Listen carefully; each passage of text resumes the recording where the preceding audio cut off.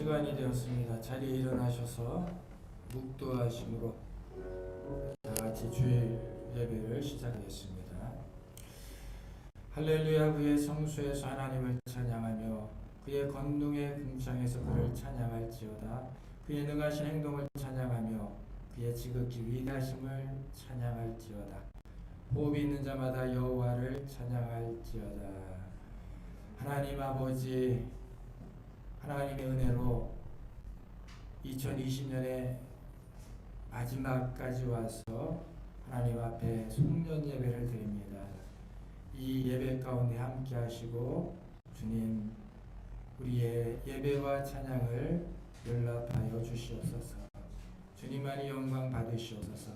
예수님의 귀하신 이름으로 기도합나이다. 아멘. 다시 함께 찬양하겠습니다.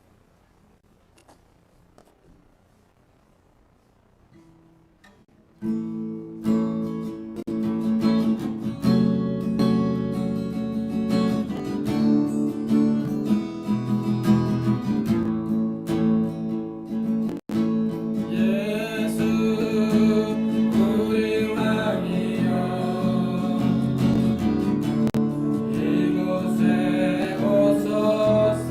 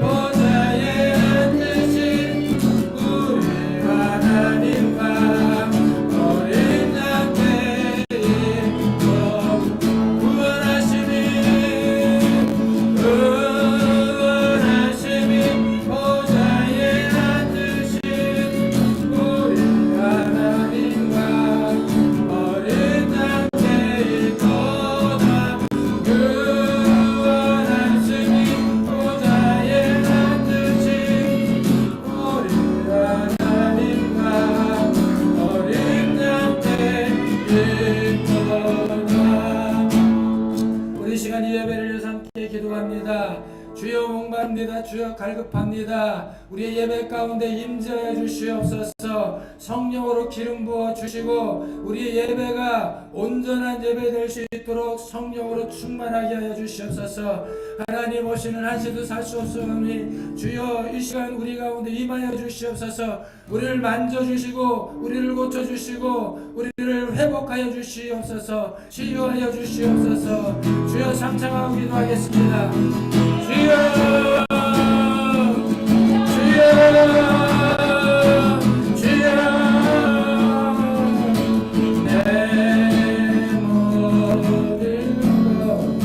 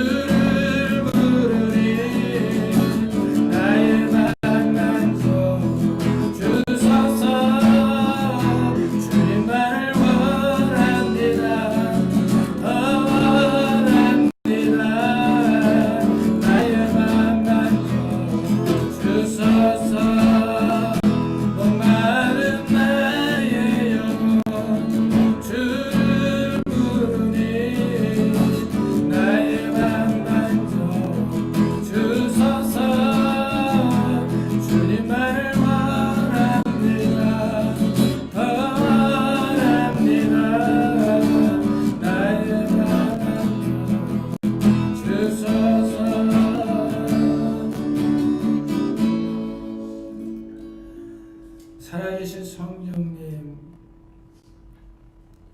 주님이 없는 삶은 헛될 뿐이오니, 주님이 함께 하시지 않은 예배는 헛될 뿐이오니, 우리의 삶, 우리의 예배가 헛되지 않도록 주님 이곳에 임하여 주시옵소서. 주님이 임하시기 합당한 회개하는 마음과 겸손한 마음과 온전한 옥토와 같은 마음을 우리에게 허락하여 주시옵소서. 가난한 심령에 임하는 천국이 있게 하여 주시옵소서.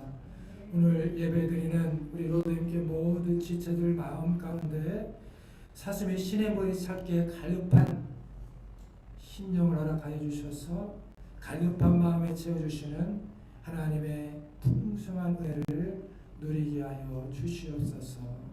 모든 것 주께 의탁하오며 예수님의 귀하신 이름으로 기도하옵나이다. 나는 전능하신 아버지 하나님, 천지의 창조주를 믿습니다. 나는 그의 유일하신 아들 우리 주 예수 그리스도를 믿습니다. 그는 성령으로 잉태되어 동정녀 마리아에게서 나시고 본디오 빌라도에게 고난을 받아 십자가에 못 박혀 죽으시고 장사된 지 사흘 만에 죽은 자 가운데서 다시 살아나셨으며 하늘에 오르시어 전능하신 아버지 하나님 우편에 앉아 계시다가 거기로부터 살아있는 자와 죽은 자를 심판할 것입니다. 나는 성령을 믿으며 거룩한 공교회와 성도의 교제와 죄를 용서받는 것과 몸의 부활과 영생을 믿습니다. 아멘. 자리 앉으시고 김진희 사모님 기도하겠습니다.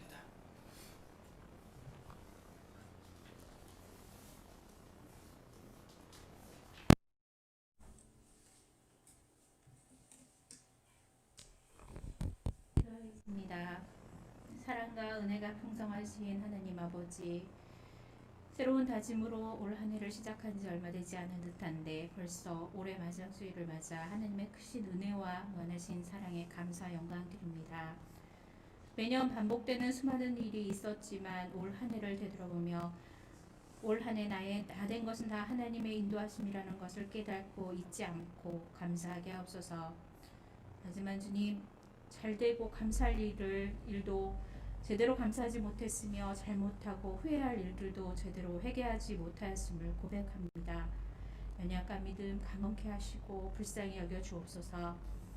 역사를 주관하시는 하나님 아버지, 서늘의 끝이 보인다는 코로나 바이러스 감염증이 우리나라를 비롯하여 전 세계로 확산되어 하루가 다르게 확진자가 늘어나고 사망자도 늘어가는 가운데 이를 극복하고 치료하기 위해 노력하는 방역당국과 의료진에게 새 힘을 주시고 지혜와 능력으로 방역과 치료에 전념할 수 있게 하옵소서. 또한 이로 인해 고통과 두려움 속에 있는 모든 국민들 경제적 어려움이 없게 하여 주시고 아이들과 노약자들의 건강을 지켜주옵시고 정부의 거리두기 정책으로 인하여 교회의 사역과 성도들의 신앙생활에 해가 되는 일이 없게 온 교회가 영적으로 하나 되어 더 준비하고 합심으로 기도하게 하여 주옵소서.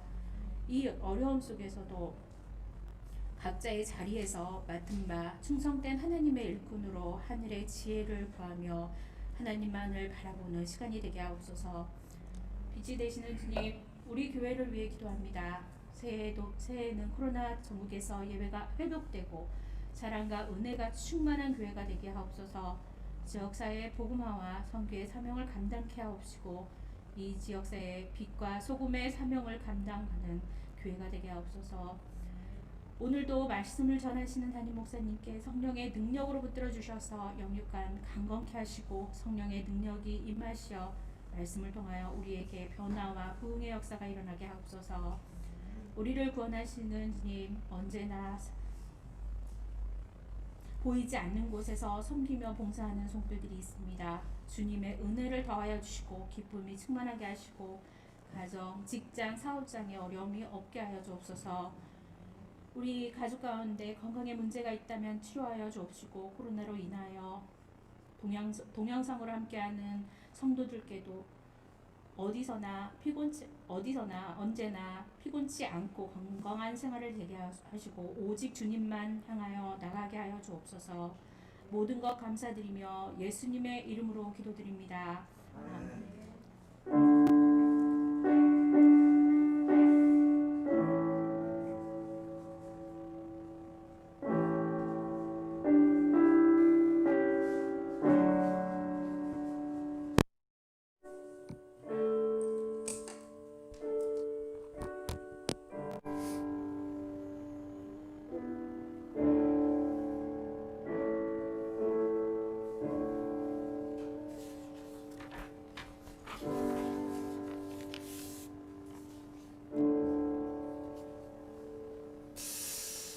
할렐루야. 우리 옆 사람과 인사합시다. 참 잘 오셨습니다. 당신은 하나님의 존귀한 사람입니다. 네, 그렇습니다. 하나님의 사랑받는 존귀한 사람임을 잊지 마시기 바랍니다. 자, 교회 소식 함께 나누겠습니다. 예. 코로나 전국에 방역 수치 잘 지키셔서 우리 로댕교회 지체들은 코로나 걸리지 않기를 바랍니다. 그리고 내일부터 연말 그리고 새해를 연말 마무리하고 새해를 새롭게 준비하는 마음으로 기도회를 하는데 우리가 모일 수가 없기 때문에 온라인으로 기도회를 합니다. 그래서 양방향으로 이제 서로 준비를 하려고 했는데 아직 여러 가지 준비가 미흡한 관계로 이렇게 영상 예배 드리듯이 그렇게 하도록 하겠습니다. 여러분 코로나나 또 예배당에 잘 올 수 없어서 우리가 마음 먹지 않으면 기도하기가 쉽지 않고요. 성도가 기도하지 않으면 온전한 승리하는 신앙을 절대로 할 수가 없습니다. 그래서 월화 수 8시 저녁 8시부터 9시까지 찬양하고 우리의 신앙을 점검하고 회복하고 또 가정과 자녀와 교회와 나라를 위해서 함께 기도하는 시간을 갖도록 하겠습니다. 그리고 송구 영신 예배가 31일 목요일 오후 11시에 있습니다.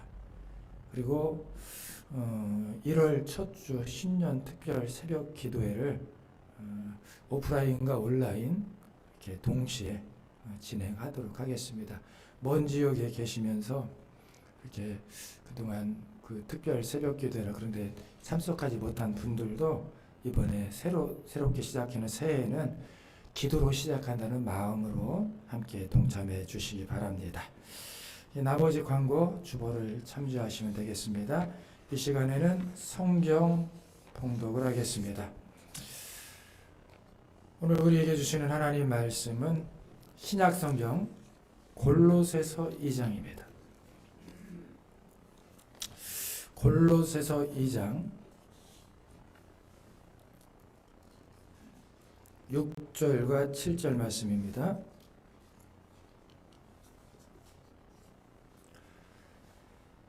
골로새서 2장 6절 7절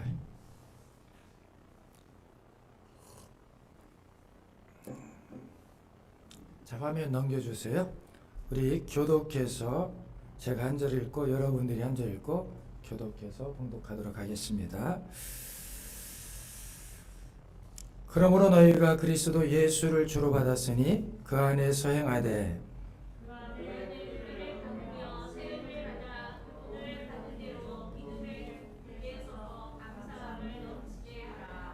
아멘.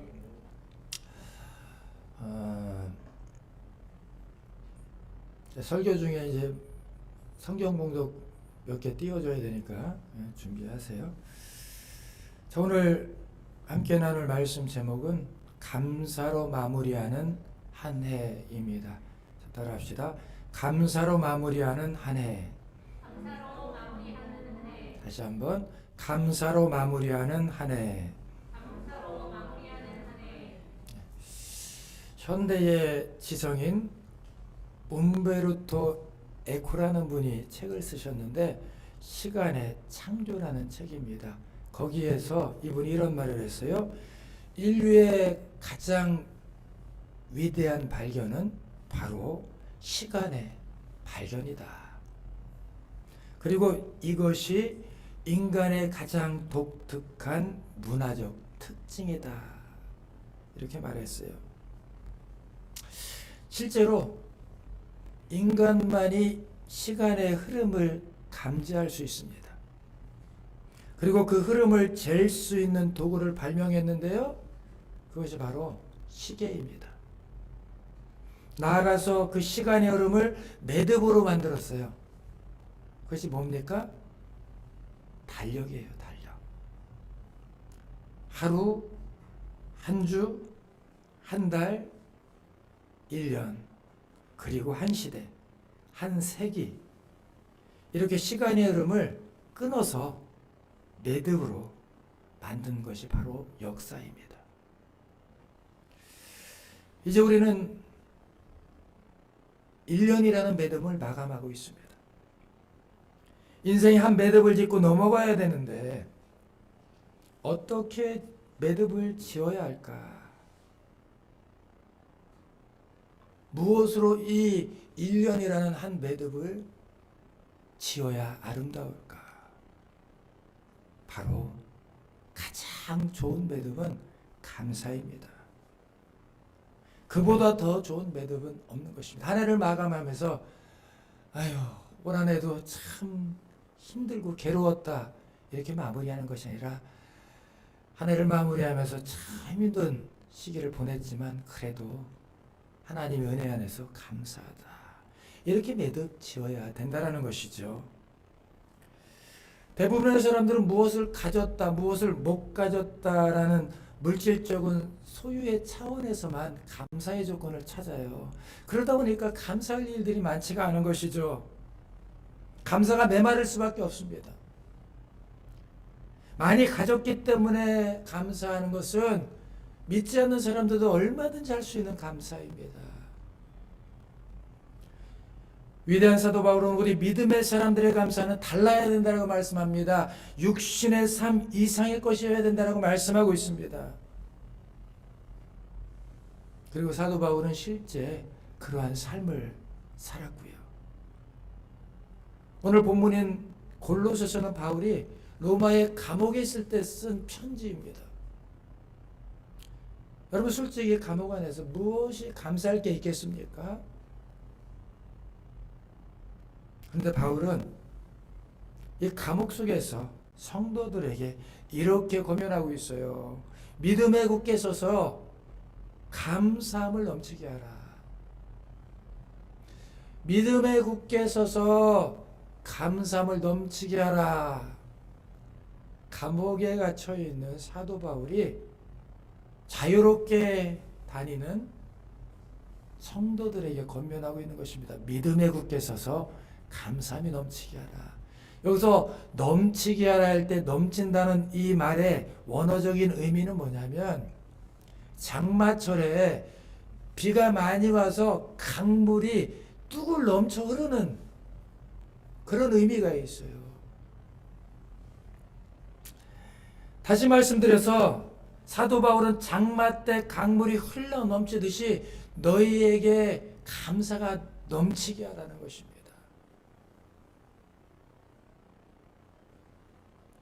여러분, 왜 성도는 이렇게 감사가 넘치는 삶을 살아야 합니까? 그 이유가 무엇입니까? 그 이유는 분명합니다. 단순합니다. 간단합니다. 바로 그것이 하나님의 뜻이기 때문입니다. 항상 기뻐하라. 쉬지 말고 기도해라. 모든 일에 감사해라. 이것이 너희를 향하신 하나님의 뜻이다. 바울은 이렇게 하나님의 뜻 안에서 옥중에서도 마음에 감사가 가득한 생활을 했습니다.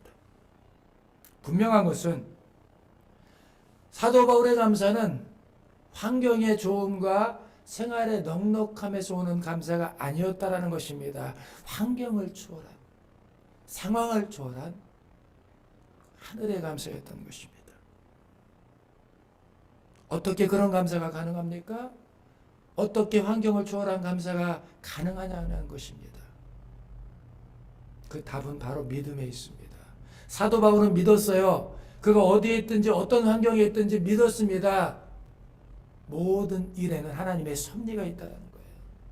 모든 일에는 하나님의 뜻이 있다는 것입니다.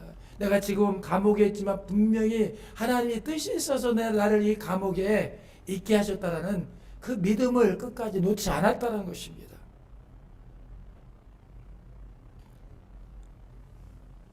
여러분, 2020년 한 해를 돌아보면 좋은 일도 있었겠지만 코로나로 인해서 모두가 힘들어했습니다. 그것이 아니더라도 남들에게 말하지 못하는 가정사 때문에, 개인적인 문제 때문에 혼자 소가리만 앓고 있는 그런 분들도 있을 것입니다. 그런데 여러분, 그러한 아픈 일들, 원치 않는 일들은 우리 인생의 결론이 아니라는 것을 잊지 마시기 바랍니다. 인생을 매듭으로 본다면 그 매듭 가운데 완성을 향해 나아가기 위한 한 과정일 뿐이에요. 하나님이 우리에게 원하시는 것은 재앙이 아닙니다.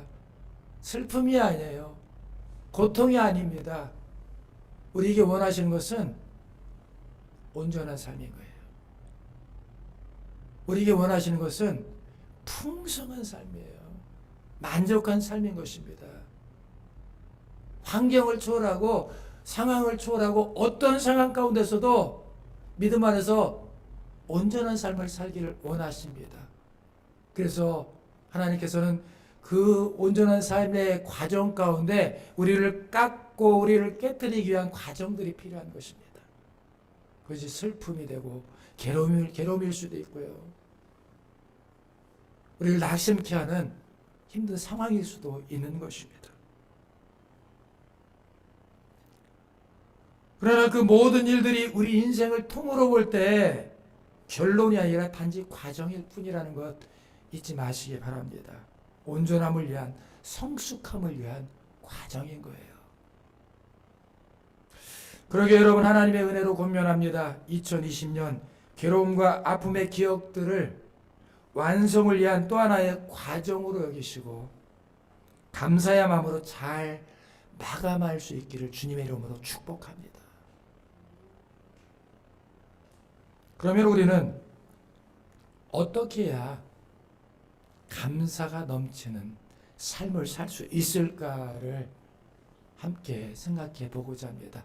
어떻게 해야 우리는 감사하는 삶을 살아갈 수 있을까? 첫째로, 범사에 하나님의 섭리가 있음을 믿으시기 바랍니다. 따라하십시다.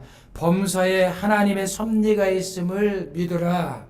범사에 하나님의 섭리가 있음을 믿으라. 여러분, 기억하기 위해서 다시 한번 따라하십시오. 범사에 하나님의 섭리가 있음을 믿으라. 범사에 하나님의 섭리가 있음을 믿으라. 하나님을 믿지 않는 사람들은 자신이 노력한 것보다 더 좋은 그 이상의 결과를 얻었을 때 뭐라고 말합니까? 운이 좋았다. 재수가 좋았다. 이렇게 말합니다. 이해하기 힘든 어려운 사건들을 만날 때는 우연이다 라고 말을 합니다. 또 장래일을 모르기 때문에 눈앞에 있는 것만 보고 울기도 하고 웃기도 하고 그렇게 살아갑니다. 그러나 하나님의 사람 바울은 어떠한 상황 가운데서도 하나님의 뜻이 있다는 것을 믿었습니다. 여러분, 이 믿음이 중요합니다. 자, 따라합시다. 모든 일에는 하나님의 뜻이 있습니다. 모든 일에는 하나님의 뜻이 있습니다. 그렇습니다. 바울은 로마서 8장 28절에서 이렇게 말씀하고 있어요. 화면 띄워주세요. 같이 읽겠습니다. 로마서 8장 28절. 우리 한 목소리로 시작.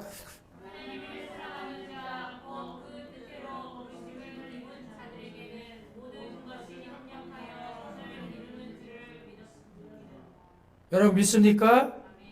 여러분 그렇습니다. 여러분 하나님께 부름을 받은 성도들에게는 우연이란 없습니다. 모든 것이 잘 조화를 이뤄서 협력해서 결국에는 하나님의 뜻을 이루게 되는 것입니다. 그것이 하나님이 일하시는 방법이에요. 우리에게 일어난 모든 일들은 그러니까 하나님의 뜻과 섭리 가운데 이루어지는 것입니다. 사도 바울의 삶도 그랬어요. 복음 사역을 하던 바울이 유대인들의 오해와 고소를 받고 결국에는 로마 총독부에 가이사랴에 있는 로마 총독부에 2년 동안이나 억류되었습니다. 그러다가 흐지부지 세월을 보내다가 제수의 몸으로 로마에 가게 되는데요. 로마에 가서도 2년 동안이나 억류된 삶을 살아가게 되는 것이죠. 여러분 2년 동안이나 억류됐다는 것, 우리가 믿음이 없는 눈으로 볼 때 참 허송세월을 보낸 거 아니겠습니까? 밖에 나가서 자유롭게 복음을 전해도 부족할 판에 갇혀 있었어요. 억류되었습니다. 아무것도 못하는 죄수의 신분인 거예요. 2년의 시간들이 의미 없이 지나간 것처럼 보입니다. 그러나 사도 바울은 이러한 시간들이 낭비였다라고 말하지 않아요. 허송세월이라고 말하지 않습니다. 오히려 그는 자신이 매임으로 인해서 복음의 진보가 왔다라고 말합니다. 복음이 더 잘 전해졌다라고 말합니다. 그 이유가 무엇입니까? 사도 바울이 억류된 상황 가운데서도 복음을 전했고요. 감옥에 갇혀 있을 때는 어떻게 했습니까? 감옥에 자신을 감시하는, 자신을 지키는 병사들에게, 간수들에게 복음을 전했습니다. 그리고 바울이 갇혔다는 소식을 듣고 밖에 있는 다른 사도들이 더욱 힘을 내서 복음을 전하게 된 것입니다. 인간적으로 볼 때는 갇혔기 때문에 허송세월로 보냈다, 실패했다, 아무것도 안 된다라고 말했지만 하나님께서는 끊임없이 일하고 계셨습니다. 그리고 사도 바울도 그것을 믿었어요. 놀라운 것은 사도 바울의 감옥에서 복음을 전했을 때 그 복음을 전해들은 간수들이, 병사들이 로마 복음화에 초속이 되었다는 것입니다. 그리고 로마 복음화가 결국은 세계 복음화에 초속이 되었다는 것입니다. 이것을 믿음으로 보고 있었던 사도 바울은 이렇게 생각했습니다. 아, 하나님께서 나를 감옥 속에 보내신 뜻이 있구나. 하나님은 실수가 없으신 분이시구나. 이렇게 하나님의 섭리를 믿었습니다. 그랬더니 마음에 감사함이 넘치더라는 것입니다. 여러분, 하나님의 섭리는 우리의 짧은 안목으로 얼른 파악하기 어려운 점이 있습니다. 그렇기 때문에 우리는 당장 내가 당한 일이 이해가 되지 않는다 할지라도 거기에 무조건 하나님의 뜻이 있음을 믿고 나가야 됩니다. 알 수 없지만 이 일 이후에는 하나님께서 놀라우신 역사하심으로 우리를 더욱더 좋게 만드실 것을 기대해야 됩니다. 할렐루야. 바로 이러한 믿음 가운데 우리는 감사하는 삶을 살아갈 수가 있는 것입니다. 모든 일에 하나님의 뜻이 있습니다. 잘 될 때에만 하나님의 뜻이 있는 것이 아니고 안 되는 데에도 하나님의 뜻이 있습니다. 때로는 안 되는 것이, 실패하는 것이 우리 인생의 유익이 될 때도 있는 것입니다. 우리를 향한 하나님의 관심은 환경이 아닙니다. 바로 우리의 믿음입니다. 온전한 믿음으로 살아가는 것이 우리를 향한 하나님의 관심인 거예요. 온전한 믿음을 위해서 때로는 우리에게 고난도 허락하시는 것입니다. 실패도 허락하시는 것입니다.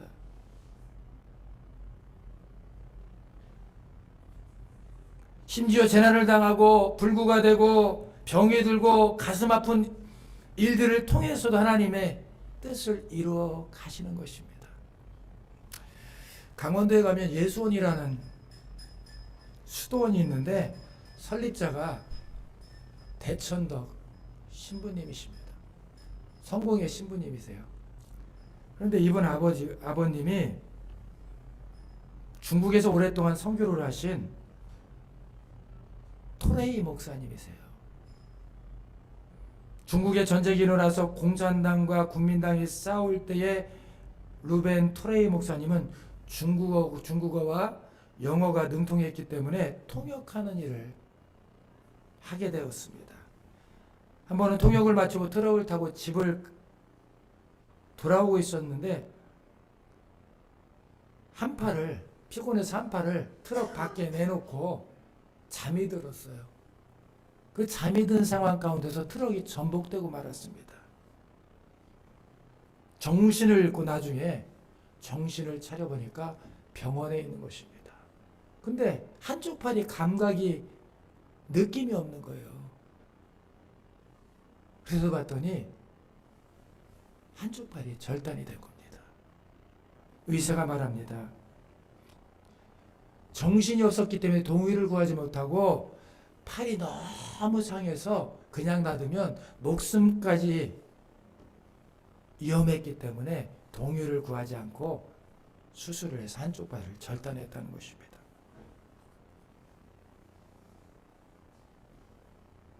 팔을 잘랐다는 말을 들은 토레이 목사님은 눈을 감고 이렇게 기도했다라고 고백합니다.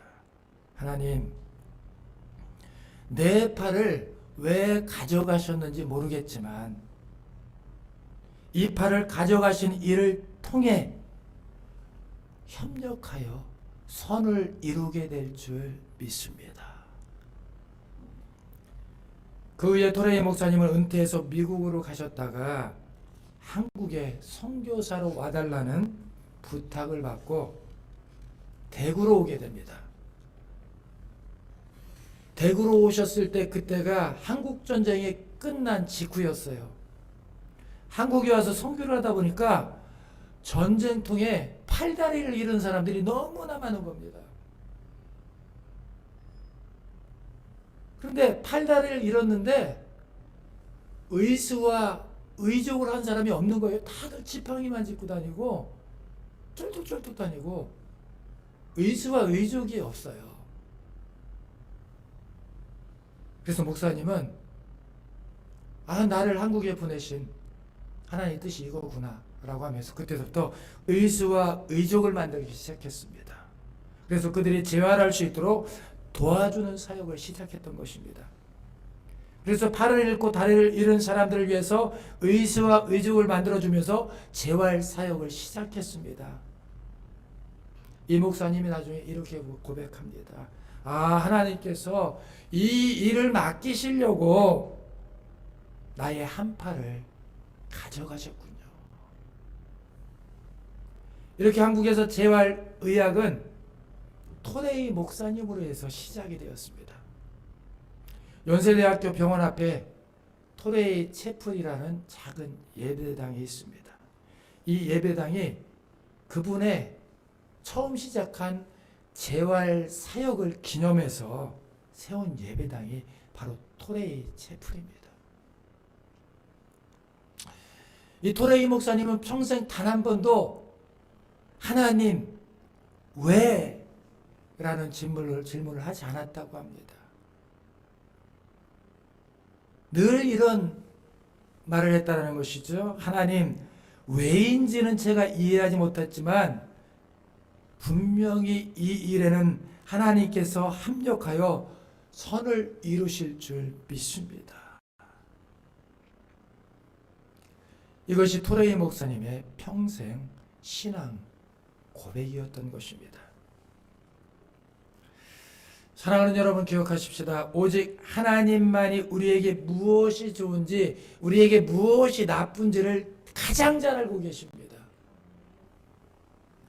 하나님께서 모든 일을 협력하여 서로를 이루시는 분이심을 믿는다라면 어떤 환경에서든지 하나님의 뜻이 이루어짐을 믿고 잠잠히 하나님의 뜻을 기다릴 수 있어야 하는 것입니다. 그렇습니다. 우리가 늘 감사함이 넘치는 삶을 살기 위해서는 모든 일에 하나님의 섭리가 있음을 믿어야 하는 것입니다. 두 번째, 우리는 어떻게 해야 넘치는 감사를 할 수 있을까? 주어진 은혜를 족하게 여기라 라는 것입니다. 따라하겠습니다. 주어진 은혜를 족하게 여기라. 다시 한번, 주어진 은혜를 족하게 여기라. 넘치는 감사의 사람 바울은 모든 일에 배부르며 배고플 때, 배부르며 풍부할 때 교만하지 않았고, 궁핍하며 비천해처할 때 비굴하지 않았어요. 바울은 자족할 줄 아는 사람이었습니다. 자신에게 주어진 은혜를 족하게 여기는 자족하는 은혜가 있었습니다.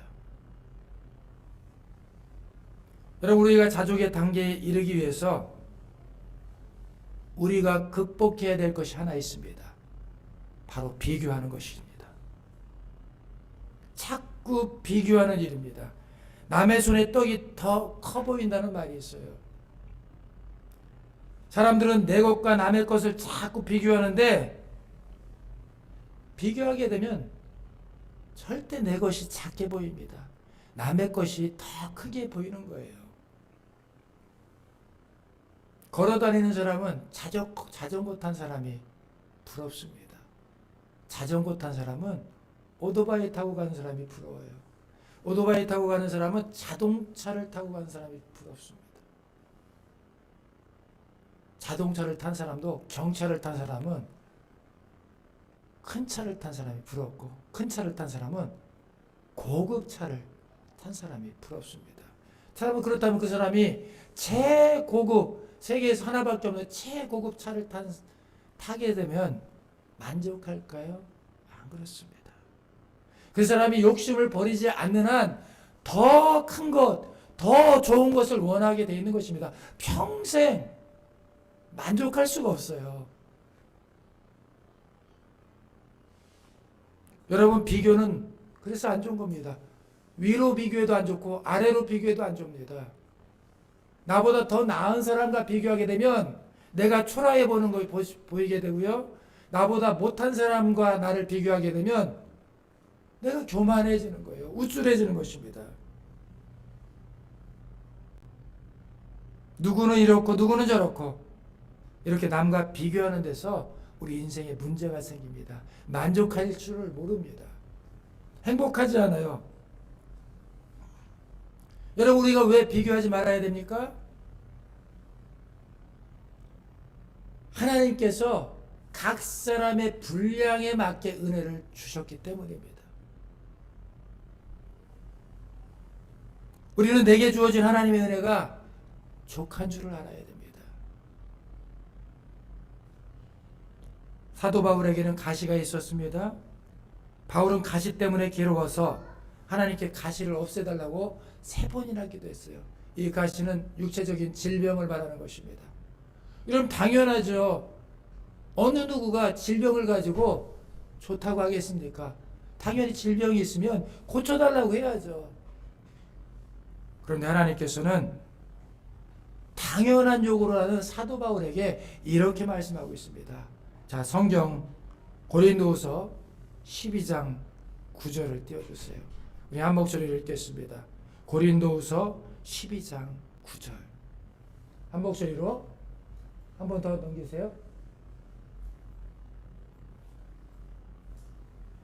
로마서 12장 9절. 그 다음 넘겨보세요. 다음. 예, 제가 준비를 못했나 보네요.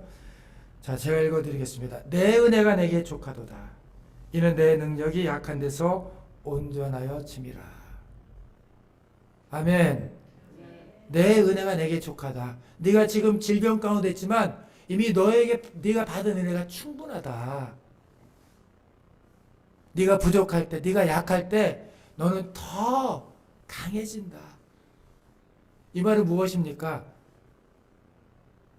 우리가 약해져야 된다는 말이 아니에요. 늘 우리가 부족하게 살아야 된다는 말이 아닙니다.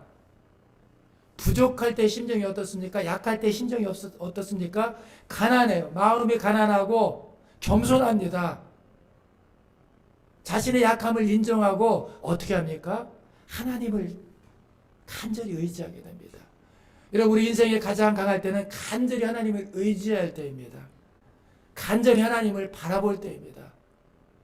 그때 우리 인생은 가장 풍성하고 만족하고 강하게 되는 것입니다. 하나님의 뜻을 깨달은 바울은 더 이상 가시를 제거해달라고 기도하지 않았고 도리어 크게 기뻐합니다. 이것이 신비예요. 도리어 크게 기뻐했다 그랬어요. 자신의 가시를 품고 도리어 오히려 크게 기뻐했습니다. 자신이 약할 때 하나님의 능력이 머물게 되고 자신이 약할 때 강함을 알고 자신의 약함을 자랑하게 됩니다. 디모데후서 2장 20절에 이런 말씀이 있습니다. 큰 집에는 금그릇과 은그릇뿐만이 아니라 나무그릇과 질그릇도 있어 귀하게 쓰는 것도 있고 천하게 쓰는 것도 있나니.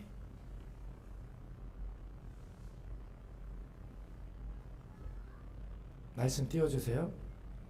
여러분, 누구나 금그릇이 될 수 있는 것이 아닙니다. 누구나 돈이 많아서 잘 살고 싶어 합니다. 누구든지 그렇죠. 그러나 누구나 부자가 될 수 있는 것이 아니에요. 신명기에는 이렇게 말씀합니다. 내 하나님 여호와를 기억하라. 그가 내게 재물 얻을 능력을 주셨습니다. 그렇습니다. 하나님은 재물 얻을 능력을 주시는 분이에요. 누구든지 모든 성도, 교회 오는 모든 성도마다 부자가 되게 하실 수 있는 능력이 있는 분입니다. 그러나 하나님께서는 그렇게 하시지 않습니다. 왜 그렇습니까? 어떤 사람은 부자가 되면 그 부자가 됨을 통해서 하나님 앞에 영광 돌리는 사람이 있는가 하면 어떤 사람 부자가 되면 하나님을 버릴 사람도 있어요. 간절함이 떠나가고 하나님을 잃어버릴 사람이 있습니다. 그렇습니다. 하나님께서는 각자의 믿음의 분량대로 그 사람이 가장 믿음 생활하기 좋을 정도로 은혜를 베풀어 주십니다. 아, 이 사람에게는 물질이 독이 되겠구나. 아, 이 사람에게는 부유함이 독이 되겠구나 하면 그 믿음이 가장 좋은 방법으로 그 사람에게 은혜를 베풀어 주시는 것입니다. 여러분, 남과 비교하면 평생 자신을 잃어버립니다. 현재의 삶에 만족하지 못하면 평생 쫓겨다니는 삶을 살아갑니다. 하나님이 우리를 이 세상에 보내실 때에는 우리에게 가장 적합한 길을 예비하셨습니다. 우리에게 필요한 부모와 자녀와 형제를 주셨고요. 남편과 아내를 주셨습니다. 나는 나지 남이 될 수 없습니다. 나의 삶을 살아야 됩니다. 자꾸 다른 사람의 삶을 동경해서 모방하지 마시기 바랍니다. 나를 살아야 돼요. 하나님이 나에게 가장 적합한 삶을 주시고 가장 나다울 때 내가 가장 행복한 것입니다. 나에게 주어진 은혜가 있고 남들에게 주어진 은혜가 있는 것입니다. 여러분, 비교라는 것이 사람을 망가뜨립니다. 각각 자신에게 주어진 은혜를 족한 줄 알고 살아야 됩니다. 행복은 소유를 비교할 때 오는 것이 아니라 존재 자체에서 오는 거예요. 나는 하나님의 자녀다. 나는 하나님의 작품이다. 존재에서 오는 행복입니다. 내가 하나님의 자녀인 고귀한 자녀인 것을 발견할 때 비로소 행복이 있고 진정한 감사가 있는 것입니다. 여러분, 어떤 형편이든지 여러분은 하나님의 자녀인 것을 믿고 자족하는 마음으로 살아가시길 주님의 이름으로 축원합니다. 세 번째로 우리는 어떻게 넘치는 감사를 할 수 있을까? 어떠한 경우에도 감사의 자세를 가지라는 것입니다. 따라하겠습니다. 어떠한 경우에도 감사의 자세를 가지라.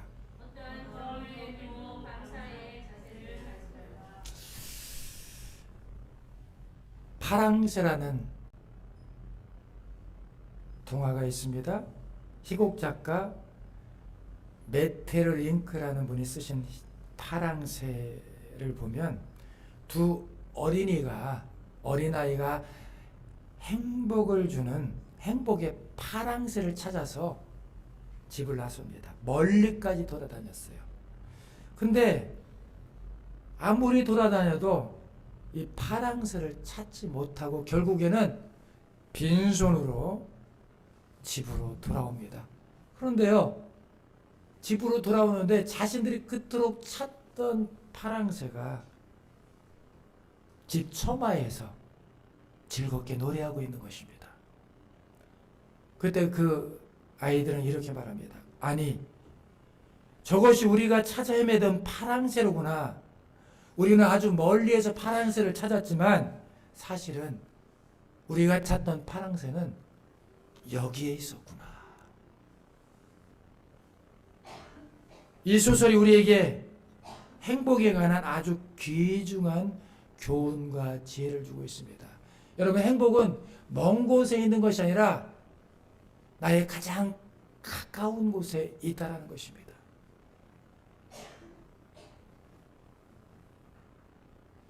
그런데 우리는 가까이에 있는 소중한 것을 찾지 못하고 자꾸 밖으로만 눈을 돌리는 것입니다. 여러분, 우리에게 가장 소중한 시간이 언제입니까? 바로 지금입니다.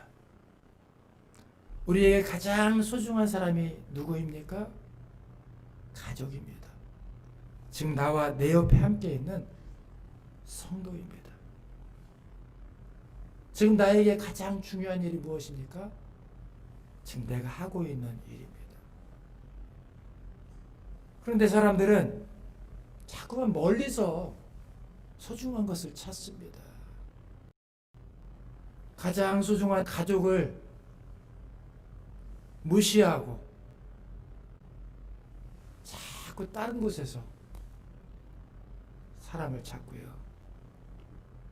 언젠가는 좋아지겠지 하면서 지금 누려야 될 행복을 자꾸 밀어버립니다. 여러분, 파랑새는 멀리 있는 것이 아닙니다.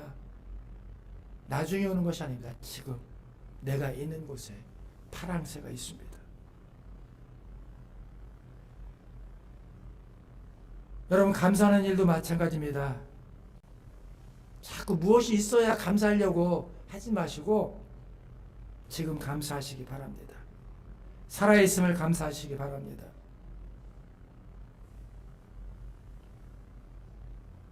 건강할 때는 건강한 것이 얼마나 감사한지 모릅니다. 평소에 계단 잘 올라가는 것을 감사해 보셨습니까? 여러분, 화장실에서 속 시원하게 배설하는 것을 감사해 보셨습니까? 음식을 맛있게 먹는 것을 감사해 보셨습니까? 건강할 때는 당연하다고 생각했는데 아파 보니까 그것이 얼마나 소중한 일인지 알게 됩니다. 여러분, 아프고 그것을 알지 마시고 건강할 때 그것을 늘 기억하면서 하나님 앞에 감사하시기 바랍니다.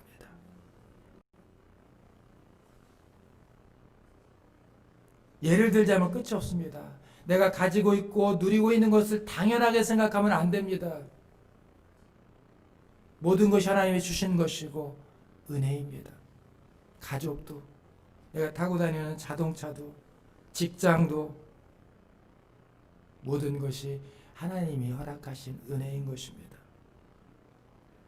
그러므로 여러분 모든 것이 감사의 조건임을 깨달으시길 바랍니다. 그런 깨달음을 얻은 어떤 사람이 이런 감사의 기도를 드렸습니다. 하나님, 낡았지만 그래도 편히 누울 수 있는 잠자리가 있음을 감사합니다.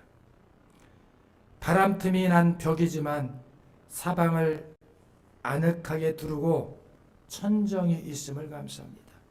앉을 의자가 있고 공부할 책상이 있으며 편리한 볼펜이 있음을 감사합니다.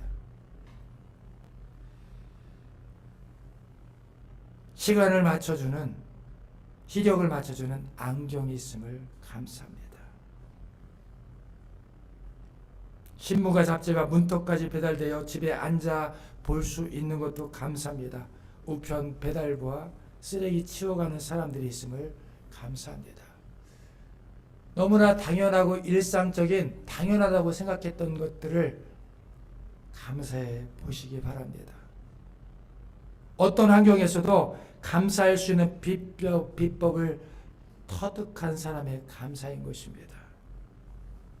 감사하는 사람은 마치 자석으로 쇳가루를 모으듯이 감사거리를 찾아냅니다.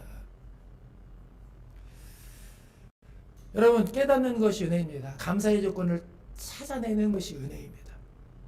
감사의 조건을 찾아야 되겠다고 마음 먹을 수 있는 것이 하나님의 은혜입니다. 할렐루야. 감사는 뭔가 큰 것을 받음으로 시작되는 것이 아니라 이미 주어진 은혜, 누리고 있는 은혜를 깨닫는 데서 오는 것입니다.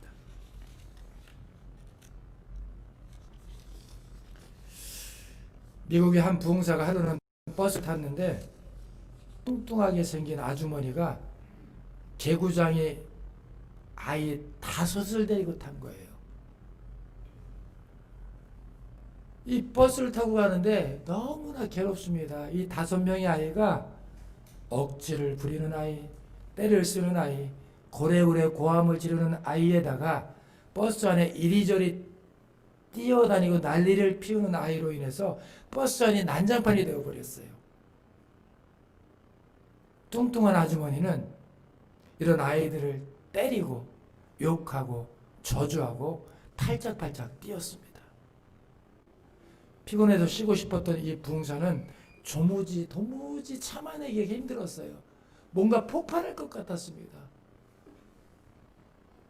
그런데 문득 이 부흥사 마음 가운데 범사에 감사하라라는 감동이 왔어요. 너무나 짜증나서 폭발할 것 같은데 성령의 감동이 범사에 감사라고 자꾸 감동을 줍니다. 그럼 도대체 그런 생각 가운데서 무엇을 감사해야 됩니까? 그때 딱 지혜로운 감사거리가 생각난 거예요.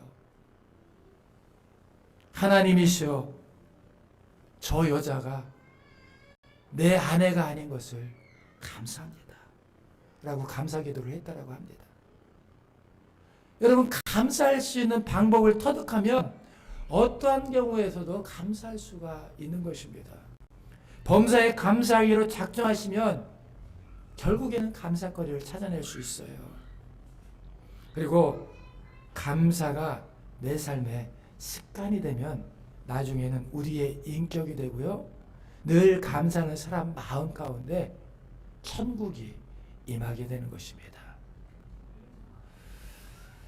여러분, 감사하면 마음이 평안해집니다. 감사하면 육신도 건강해집니다. 스트레스를 받지 않아요. 감사는 마음으로 살 때 사람들이 내 얼굴을 보면서 행복해집니다. 예수님을 발견하게 됩니다. 그리고 감사하면 하는 일들이 형통하게 되고 물질의 풍부함도 넘치게 됩니다. 감사하면 무엇보다도 자녀와 가족들이 행복해집니다. 불평은 불평을 낳고 감사는 감사를 낳습니다. 감사하면 원망과 불평의 질을 막을 수가 있습니다. 19세기의 최고의 설교가인 스펄전 목사님은 이렇게 말합니다. 깜깜한 밤하늘에 별빛을 주신 하나님께 감사하면 달빛을 주실 것이고 달빛을 주신 하나님께 감사하면 햇빛을 주실 것이고, 햇빛을 주신 하나님께 감사하면 햇빛이 필요 없는 천국을 주실 것이다. 그리고 받은 축복에 대하여 하나님께 감사하면 축복이 연장되고, 당한 불행에 대해서 하나님께 감사하면 불행이 끝난다. 여러분, 우리가 감사로 한 해를 마감하게 되면 그 감사가 새해까지 연장이 될 줄 믿습니다. 모든 것이 합력하여 선을 이루어 주시고, 안 좋은 일을 좋게 하시고 좋은 일을 더 좋게 만들어 주시는 하나님께서 여러분을 축복해 주실 줄 믿습니다. 한 해가 저물어 갑니다. 며칠 안 남은 한 해를 넘치는 감사로 마무리하시고 행복이 넘치는, 감사가 넘치는 새해를 맞이할 수 있기를 주님의 이름으로 축복합니다. 기도하겠습니다.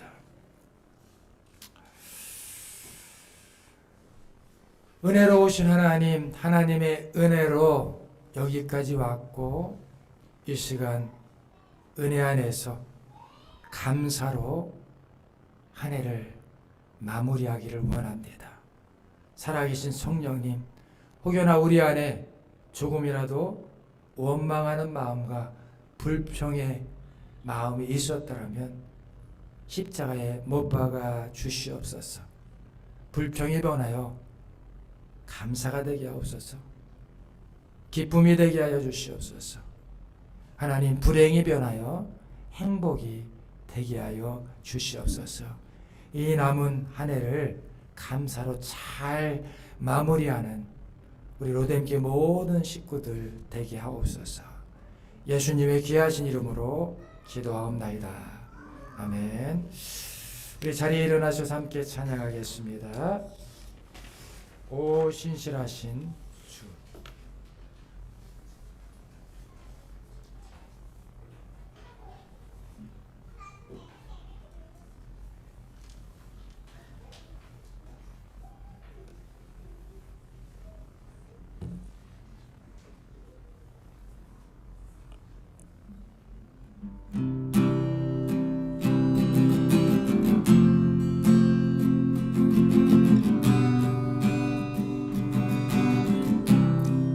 하나님 한 번도 나를, 하나님 한 번도 나를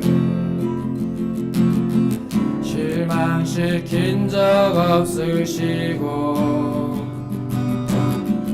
언제나 공평과 은혜로 나를 지키셨네. 오 신실하신 주, 오 신실하신 주, 오 신실하신 주,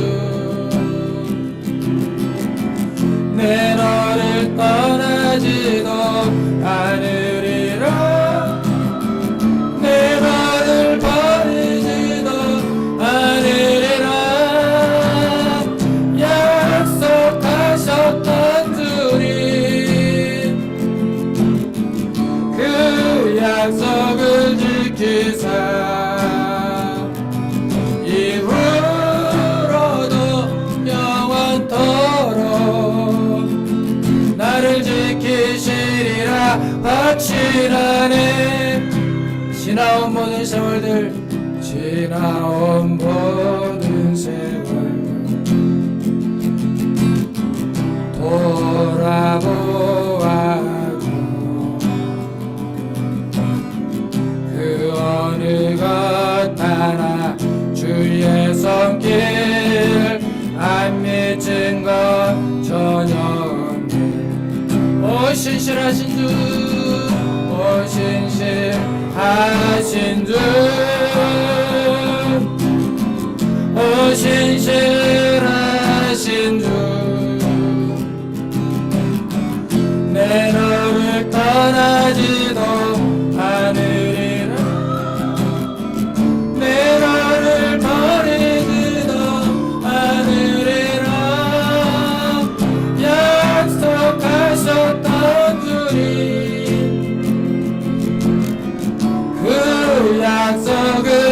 지키사 이후로도 영원토록 나를 지키시리라 확실하네. 우리 시간 한 해를 마무리하면서 통성으로 기도할 때에 하나님 아버지, 이 한 해를 마무리하면서 우리 마음에 감사함이 넘치게 하여 주시옵소서. 아버지 하나님, 소유해서 감사하지 않게 하시고 이미 내게 주어진 하나님 주신 은혜를 잘 깨닫게 하시고 하나님 주어진 은혜에 자족하는 마음을 주시고 모든 일이 하나님의 섭리가 있음을 믿는 믿음 안에서 우리가 감사를 회복하게 하옵소서. 내내 모든 원망과 불평을 십자가에 못 박아주시고 성령의 은혜로 감사로 채워주시옵소서. 주여 삼창하겠습니다. 주여 주여 주여 오 신실하신 주 오 신실하신 주 내 너를 떠나지도 않으리라 내 너를 버리지도 않으리라 약속하셨던 주님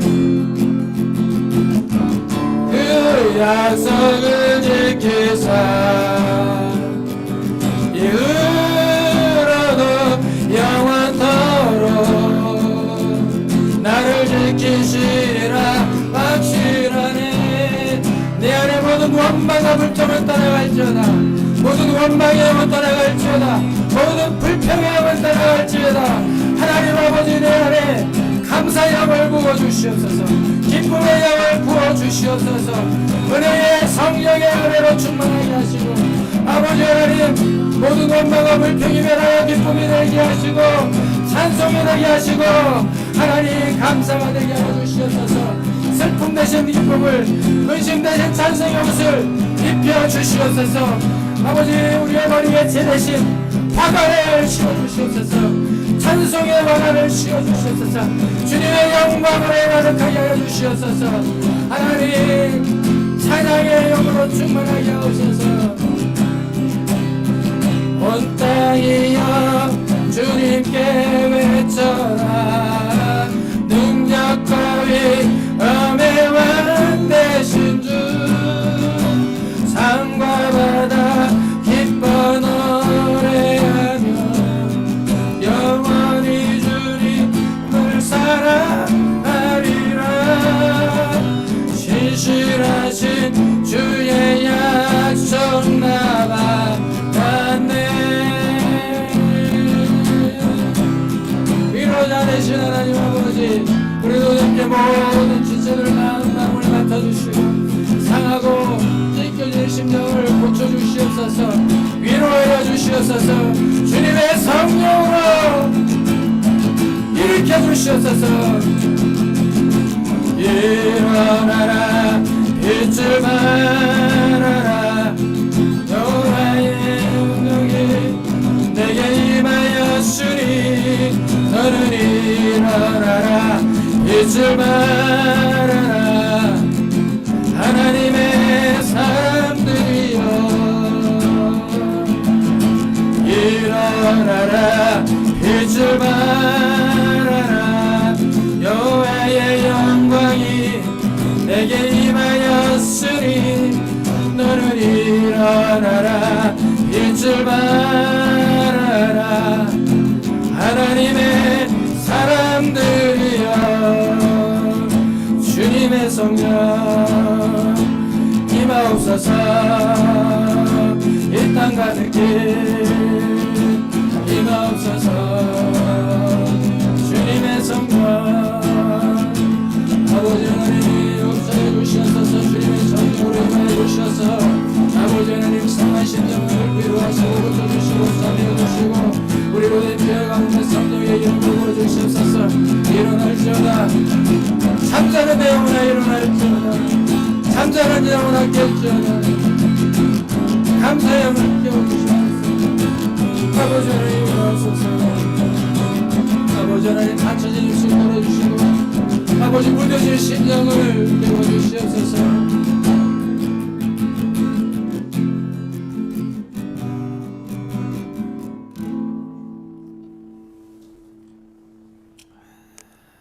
하나님 아버지, 이 시간 하나님 앞에 귀한 예물을 올려드립니다.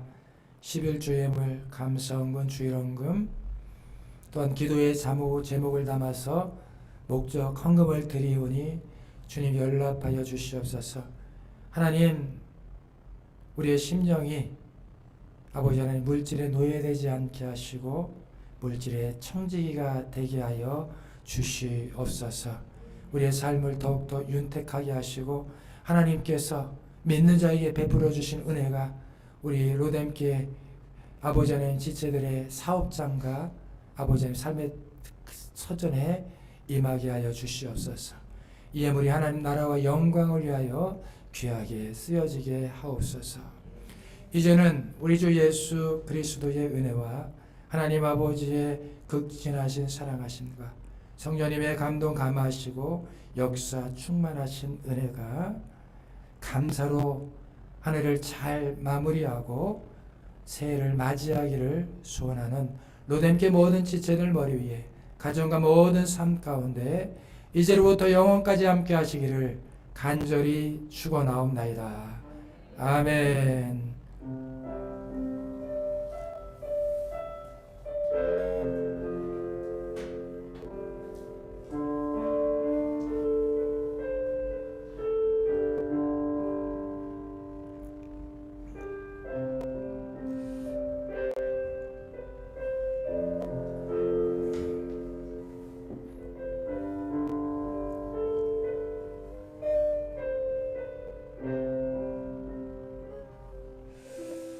할렐루야. 우리 하나님께 영광의 박수 올려드립니다. 그리고 우리 성현란 사모님이 간단하게 주먹밥을 준비했으니까 우리 받아가셔서 그렇게 요기하시고 우리 한 해 동안 한 주 동안 잘 또 승리하시기 바랍니다. 그리고 내일부터 있을 우리 기도회에 다 동참해서 함께 기도합시다. 우리 가정에서 예배드리는 우리 로뎀교회 식구들도 축복하고요. 우리 잘 또 행복한 주일 되시기 바랍니다.